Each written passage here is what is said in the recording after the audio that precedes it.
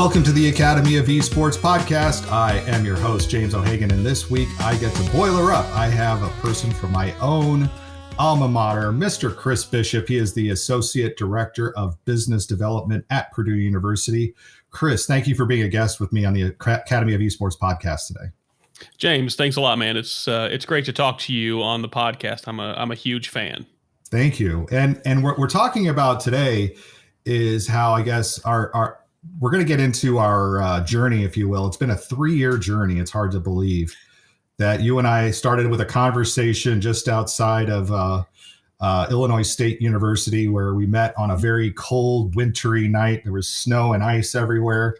But before we get into that and what that has led to, this amazing symposium that we have coming up on campus in West Lafayette in April, I want to make sure that the audience gets to know you a little bit, because this is a conversation. This isn't so much an interview, but again, it's a give and take thing. So just to get to know you a little bit, Chris, what's a game? And it doesn't have to be a video game that stands out as having been important to you at some point in your life. And why was that maybe meaningful? Yeah, so it's a good question. I'll give you a couple of them. So the first one is baseball. I grew up playing baseball, played in high school, played in college.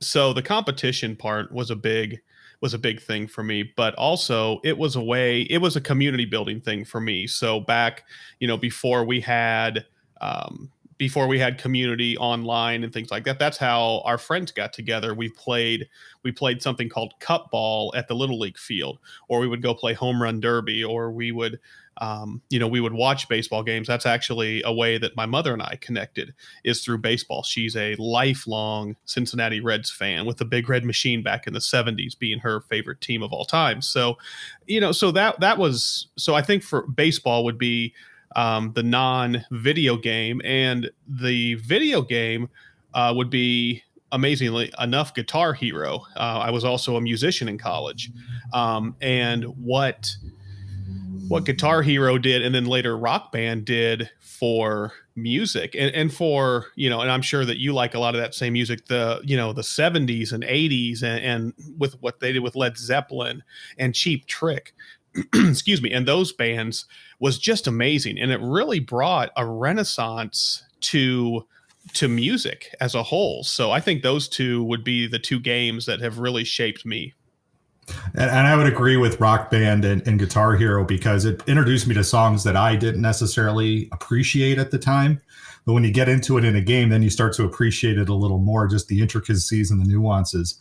And thankfully you said baseball, because for me, baseball is in similar ways. I grew up in the San Francisco area, well, in Kansas City in the early 80s, getting to see George Brett and Willie Wilson and Hal McRae and all that great players there. And then to live in the Bay Area in the late 80s and early 90s to see the Will Clarks and the Kevin Mitchells and the Jose Cansecos and the Mark McGuires and the Dave Stewarts. I mean, and that's what got me into video games, was building these teams into these computers and looking at statistics. Yes. I mean, I completely understand what you're talking about there. Now, again, this is something that is totally eccentric, or it's maybe quite traditional. But what's your superpower? What's the thing that you want to do better, or can do better than most people? Or what is it you wish you could do? Yeah, it's certainly nothing I can do, but I'm a huge fan of history. So time travel would be a big thing for me. I'm a big fan of American history. So I would love to actually go back and see Boston in, the mid to late 1700s. More the mid 1700s, and what that looked like. I read the books and I've seen the shows, but I would love to really go back and physically be a part of that world. Very cool. I just got to make sure you don't step on a bug or, bump into somebody and keep them from getting somewhere. I mean, I've watched there has to be rules about it too. Yeah, there has to be rules. It can't, we can't alter the space-time continuum or whatever it is. So yeah. Yeah. All right. What's one song? And again, this goes back to Rock Band or Guitar Hero, but what's that one song, whenever it hits the speakers, you are going to sing along to it? Oh my goodness. Good or bad? Yeah. Please tell me that you don't have these queued up. No. So again, I'm a huge fan of music, but in Sirius XM, I can't believe I'm saying this. Yacht Rock, man. Yacht Rock I enjoy the my Yacht jam. Rock radio station. You have a friend. Don't worry about it. So all right. So there's a couple in particular.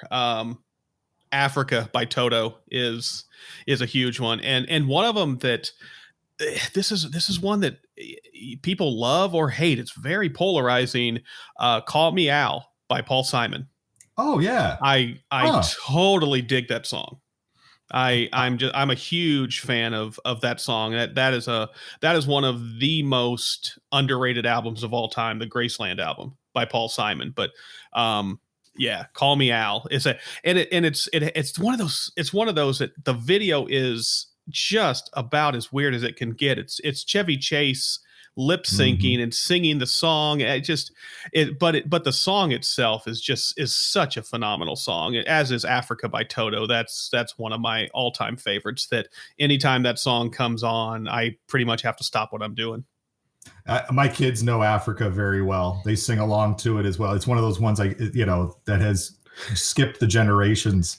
I also found through Yacht Rock Radio my appreciation that I didn't have when I was a kid. Christopher Cross. For some reason, I didn't want to bring that one up.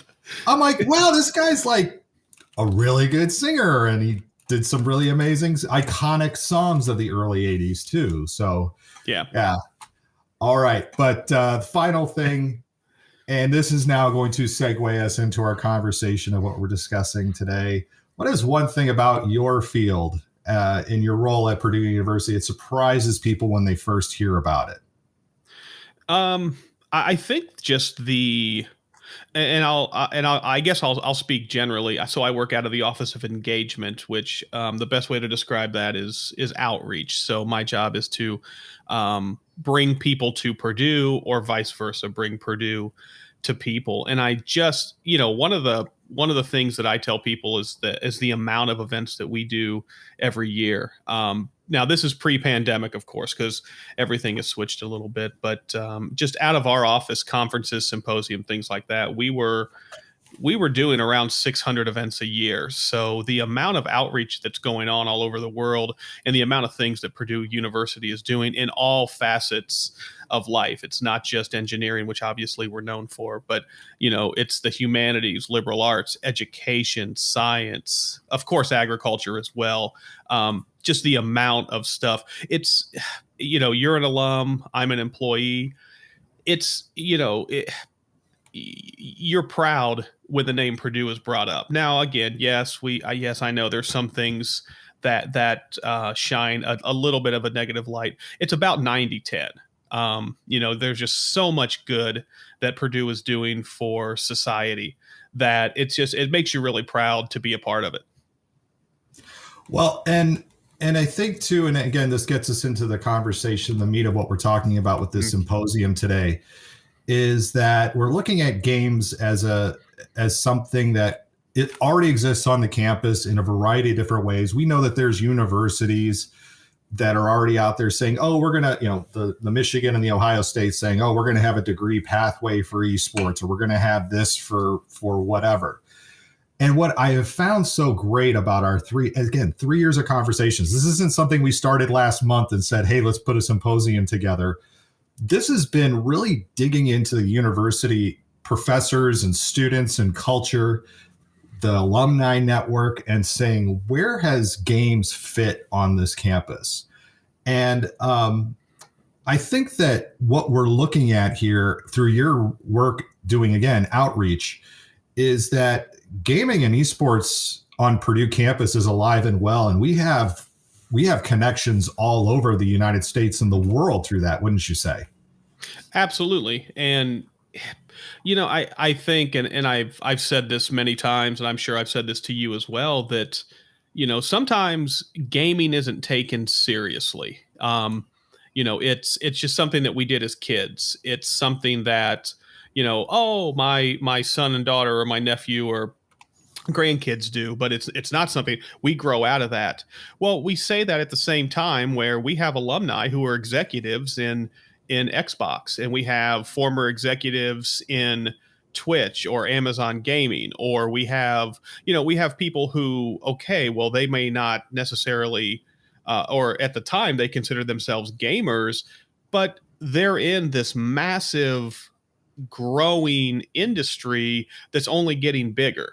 So, and yes, as I've learned and met people and researched, Purdue, the reach of Purdue stretches farther than I ever imagined, even in gaming. Mm-hmm. And I think what your conversations, because you've done a lot more one-on-ones with people on campus directly. I know we've done some conversations together, but has it surprised when you've approached some of these professors or some of these, deans of like, for example, the dean of liberal arts has really come out in heavy support of this symposium, and it's, again, Purdue is a big engineering school, agricultural school, science school, but it's liberal arts right now. Not to say the other ones don't notice this. Please don't. I don't want to get written up by anybody on Purdue saying, "Well, you didn't ask us." But has it surprised you, or maybe surprised them with the conversations that you're having about just the reach of games on campus? Well, you brought up the dean of liberal arts, Dean Reingold, who's a good man. I was surprised pleasantly when he said that, yes, I'm an avid gamer. I thought that was I was surprised, but it's like, this is where we're at right now. When chancellors of universities come out and they support games as much as they do, for instance, and I apologize, I can't remember his name, but the chancellor at UCI, at Cal Irvine, a huge fan of gaming, because he sees the benefit of not just what it did to the students, but to the university as a whole. So, when we talk about gaming across the university, I was at first surprised, but having conversations with people like you, and going back 3 years, my thoughts have changed. It's no longer, gaming is no longer just a tech industry. It's also a tech industry. And that's one of those things where that's shaped, my thoughts have been shaped a little bit about that, in terms of, well, where do we go? What can Purdue bring to the table? And yes, of course, tech, but we need to talk about those social issues. We need to talk about what it can do in education. We need to talk about the good that it can do. So from that standpoint, there's been a lot of professors, staff, and students that have come to the table and said, yes, I want to be a part of this, because I want to be part of that initiative where games can make a difference. Yeah. And again, you talk about this being a 3-year conversation. It's not what I like about the conversation as well in all of this time is that we know that there's students who are playing video games, but as you said too, there's professors, there's deans who are gamers. I think a lot of us are still, because of some of the negative press in the past around games and gameplay, I think a lot of us are still living in this idea that we are not allowed to talk about our gaming experiences, that it's supposed to be kept in the closet and kept away from everybody, and don't talk about that. But as somebody who's involved in outreach, again, Purdue not just has the on-campus in West Lafayette, they have satellite campuses all over Indiana. There's Purdue Global, which is the online network now that extends worldwide. What do you see as far as games, the potential of games with helping with outreach? What are some of the initiatives that you're doing right now, maybe through the university with games?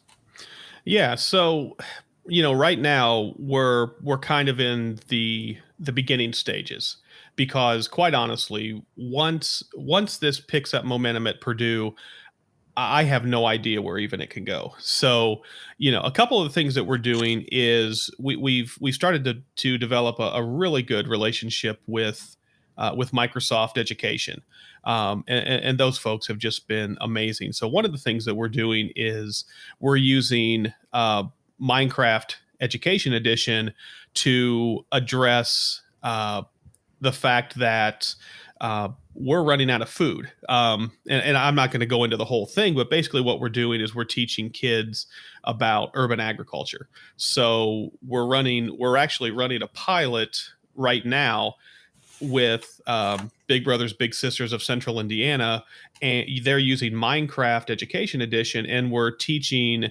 some of their kids about urban agriculture, because we want them to recognize that there's an issue even in their neighborhoods, and then we want to empower them to do something. So, where this goes, we're hoping that this actually turns into an initiative to where they're building community gardens, to where they're building raised beds, things like that, to where they're actually they're becoming part of the solution. Raising awareness is wonderful, but one of the things I've seen about late Gen Z and then Generation Alpha is that they are more socially conscious than anything we've ever seen before.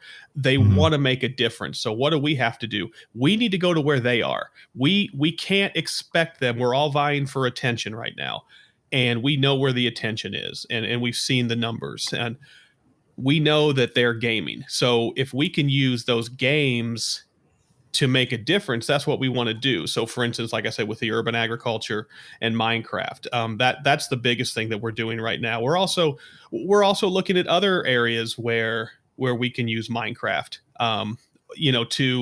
to be an educational tool, but yet that we can use that to make a difference as well in these communities. So that's the first concrete one that we're doing. And I think what people need to realize too about Purdue University, because you were talking about it from the Big Brothers Big Sisters area of Central Indiana, but we're also talking about work with the 4-H clubs, which is in a lot of rural communities where access is not always equitable or accessible, especially in some of the southern and southeastern parts of the state where it's very rural. There's not a lot of broadband development, but I know we have coming up at the symposium that we'll have on April 4th and 5th on campus, Dr. Gallardo, who's going to be, again, drawing attention to the digital issues of access that we have in the communities within the state and how that relates to gaming and gameplay.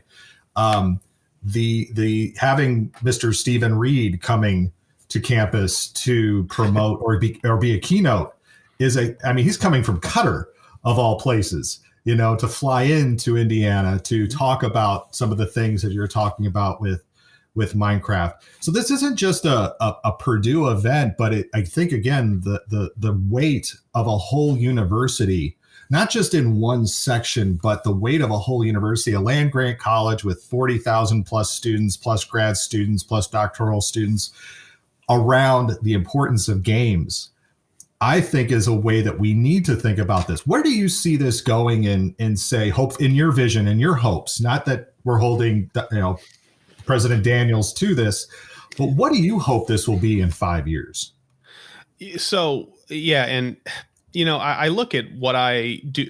Do I think we can change the world? Possibly.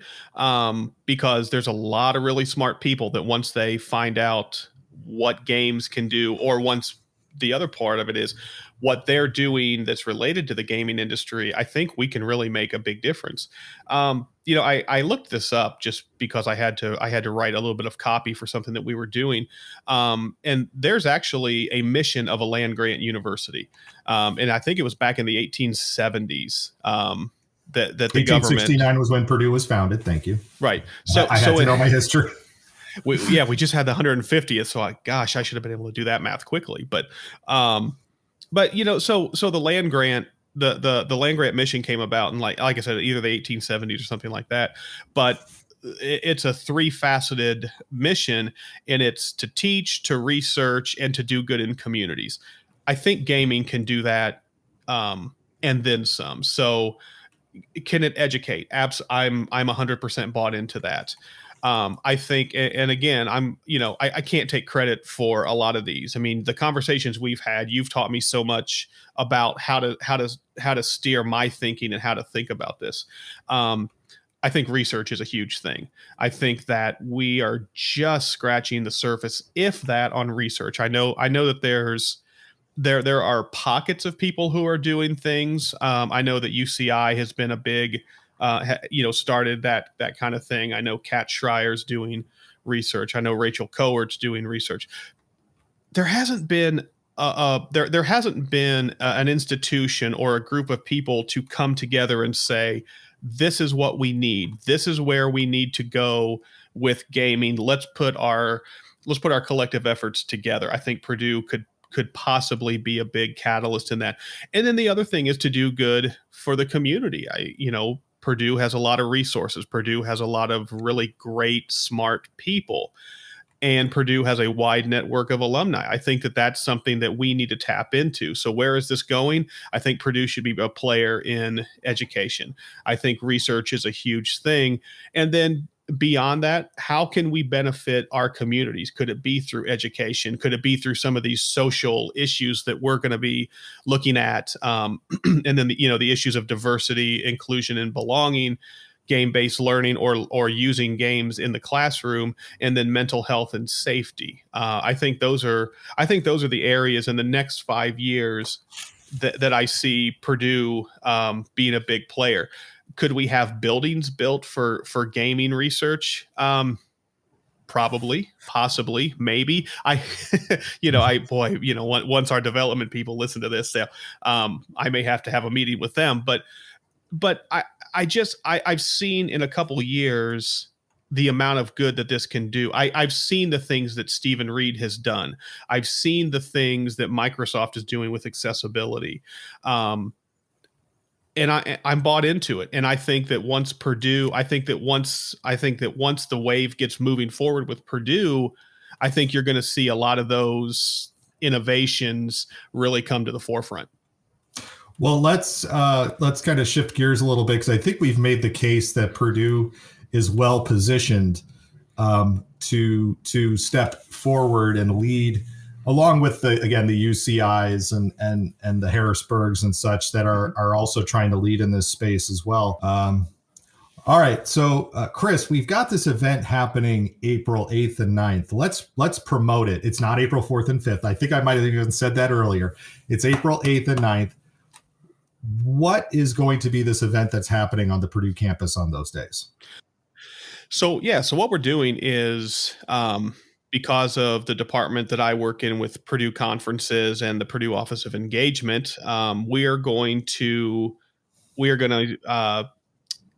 execute or put on it's going to be called Games Make a Difference, and it's going to be the first annual Purdue Academic and Gaming and Esports Symposium. So it's going to be a 2-day event. The first day is going to be an academic symposium. So we've invited speakers to come in, both from the Purdue community and external speakers that are going to be speaking to each of these issues. So we're bringing in people like Kurt Melcher, who I know Kurt's a mutual friend.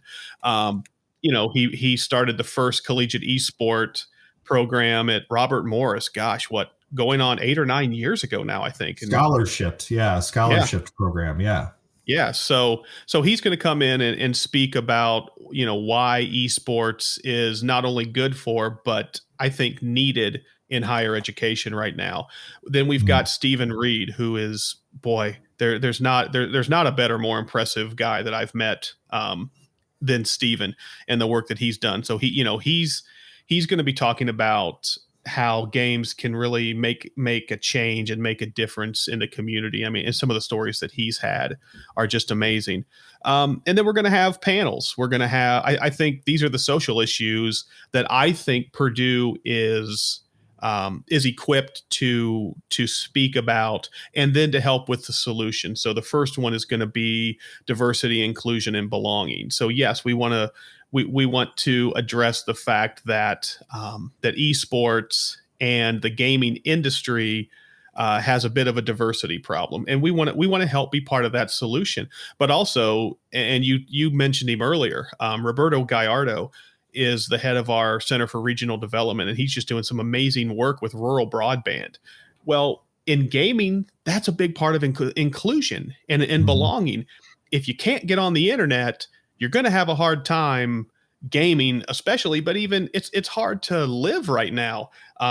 It's amazing what we do in terms of using the internet. So, so that's going to be the first panel. And we have some really great speakers that are coming in for that. The second one is how games can make a difference in the classroom and lecture hall.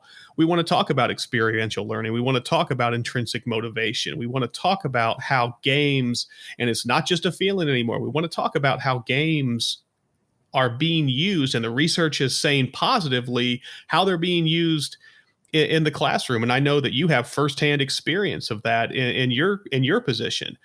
So we have, we have some of the folks from Microsoft Education coming in to speak about that. We're going to have Bill Watson. Bill is one of our professors in the College of Education who's been doing work for years in game-based learning. He runs a Center for Serious Gaming at Purdue.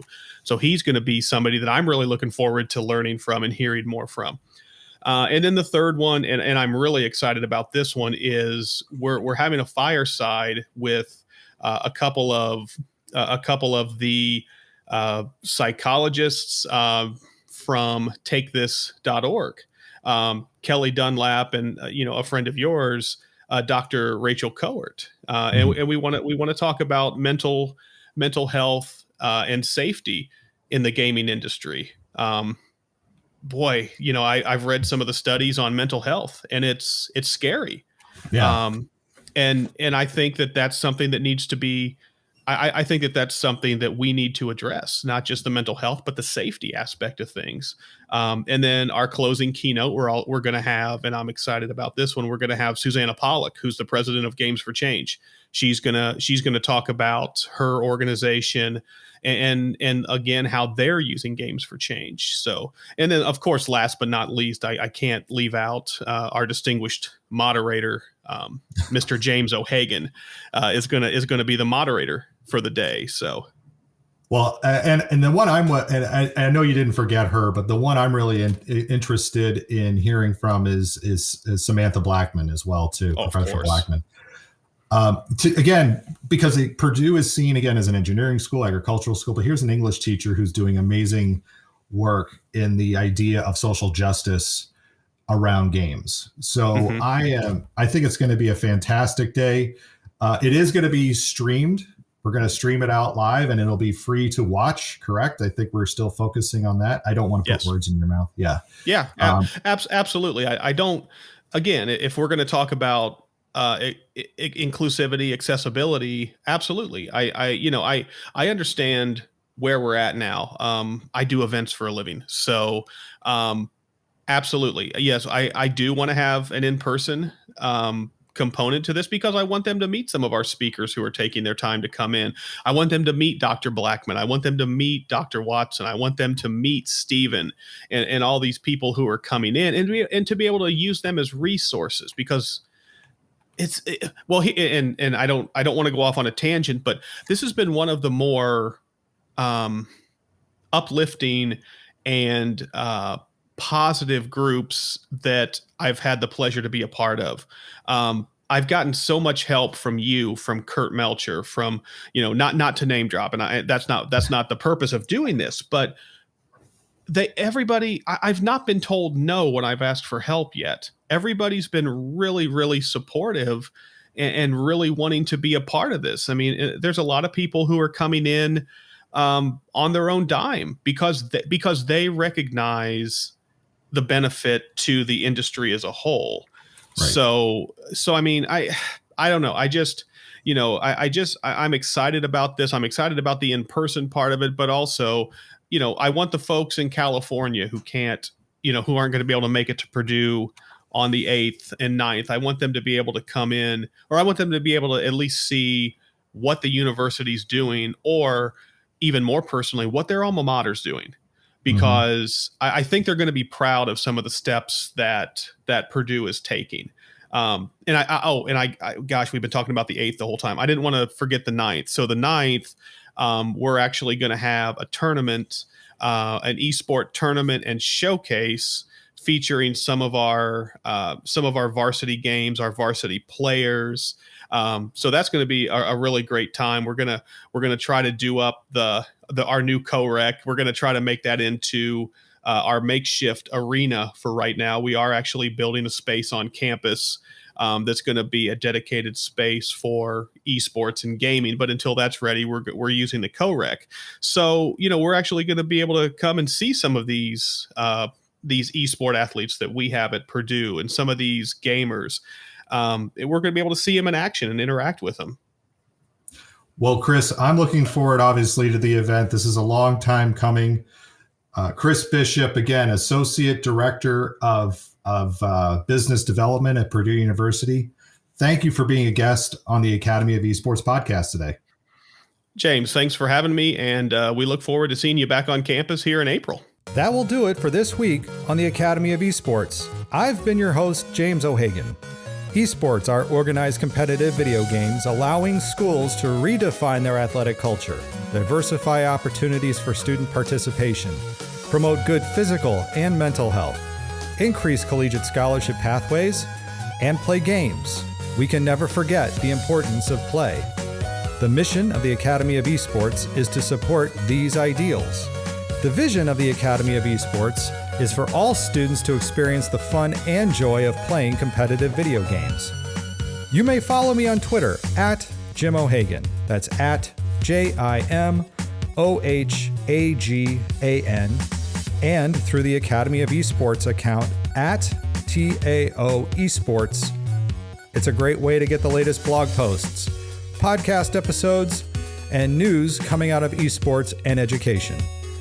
And remember, you can continue your engagement by going to www.taoesports.com.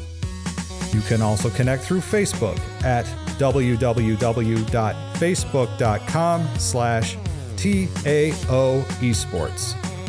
Thanks again for listening, and I look forward to our time again next week.